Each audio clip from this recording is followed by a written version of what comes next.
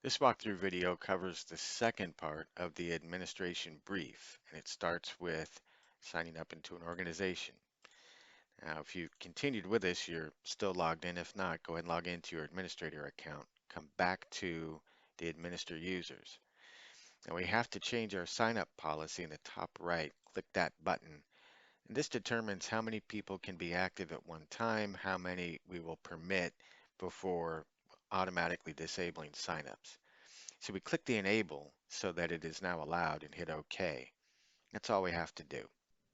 The default obviously says people can't sign up to your organization. So click OK.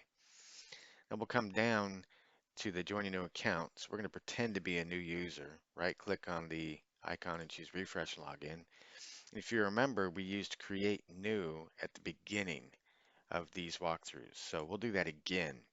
We're going to type in definisec plus test1 user3 at gmail.com. Down here, we're going to click organization, and we have to know the name is gmail-definisec underbar T1. You got to get that right. And when we hit create, this is going to send us again a code just like before. So we come back to our email, and we will cut and paste that code out just like before. Click verify, create our account password we'll use to log in, and we get the same notification. You have to be verified or validated before you can log in.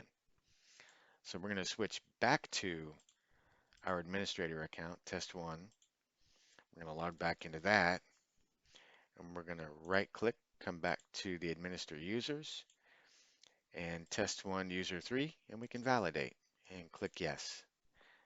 And that's it.